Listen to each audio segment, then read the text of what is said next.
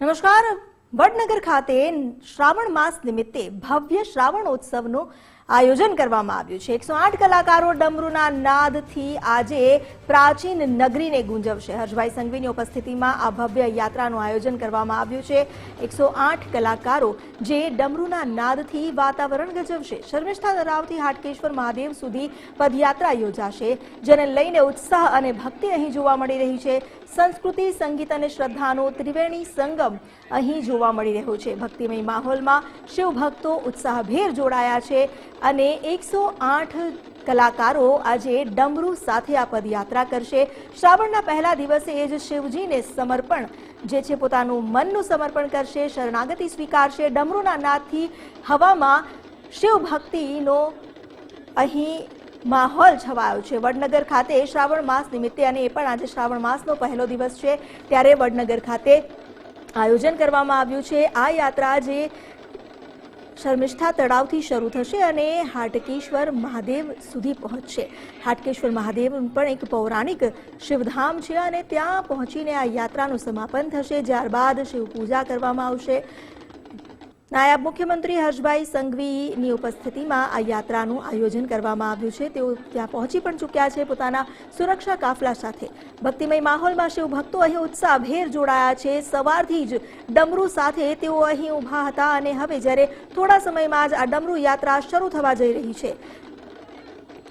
નાયબ મુખ્યમંત્રી હર્ષભાઈ સંઘવીએ પણ ડમરૂ વગાડીને આ યાત્રામાં ઉભેલા તમામ કલાકારોનું અભિવાદન કર્યું અને શ્રાવણની આ શરૂઆતના સૌ કોઈને શુભેચ્છા વચન કહ્યા છે. 108 કલાકારો જે આજે ડમરૂ વગાડતા આ યાત્રા કરશે. અમારી સાથે જોડાયા છે સંવાદદાતા નિકુંજ જાની. નિકુંજ, વડનગર આમ તો ઐતિહાસિક નગરી, અને આજે શ્રાવણના પહેલા જ દિવસે આજે યાત્રાનું આયોજન કરવામાં આવ્યું છે. ડમરૂના નાદ સાથે ત્યાં હવામાં શિવભક્તિનો માહોલ રેલાયો હશે. ખાસ તો નાયબ મુખ્યમંત્રીની પણ ઉપસ્થિતિ છે, તો ત્યાંનો જે સ્થિતિનો ચિતાર આપશો.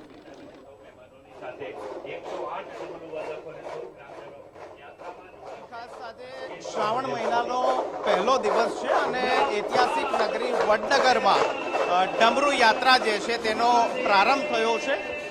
108 જેટલા જે ડમરૂ વાદકો છે તેની સાથે આ ડમરૂ યાત્રાની શરૂઆત જે છે તે વડનગરથી કરવામાં આવી છે અને આપ દ્રશ્યની અંદર જોવો છો તે પ્રકારે નાયબ મુખ્યમંત્રી હર્ષ સંઘવી આ ડમરૂ યાત્રા છે તેનો પ્રારંભ કરાવશે.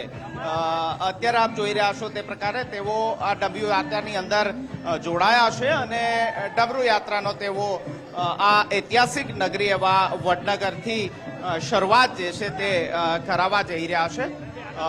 તેમની સાથે મહેસાણા જિલ્લાના જે હોદ્દેદારો છે તેઓ પણ અહીં પહોંચ્યા છે અને એક સાથે ડમરૂના નાદ સાથે આ ડમરૂ યાત્રા જે છે તેની શરૂઆત જે છે તે કરાવવામાં આવશે.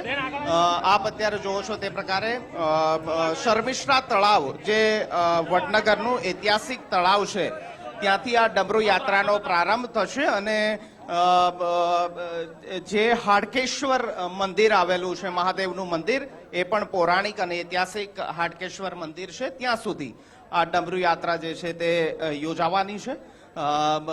શિવમય માહોલની અંદર આજે વડનગરની આ ઐતિહાસિક ધરતી જે છે તે અત્યારે શિવમય બની હોય તે પ્રકારના દ્રશ્યો હાલ જોવા મળી રહ્યા છે અને મોટી સંખ્યામાં વડનગરના સ્થાનિક લોકો સાથે આ ડમરૂ યાત્રા છે તેનો અત્યારે હાલ પ્રારંભ થયો છે. આપ દ્રશ્યની અંદર જોવો છો તે પ્રકારે ડમરૂ યાત્રાને નાયબ મુખ્યમંત્રી હર્ષ સંઘવી પ્રસ્થાન કરાવી રહ્યા છે.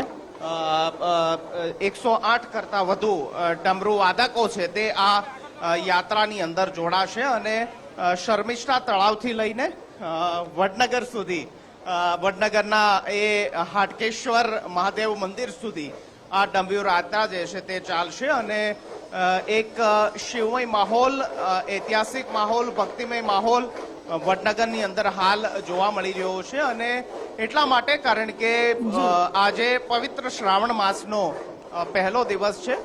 શ્રાવણ મહિનો આજથી શરૂ થઈ રહ્યો છે ત્યારે આ ડમરૂ યાત્રા હાલ ઐતિહાસિક નગરી એવી વડનગરની અંદર જોવા મળી રહી છે.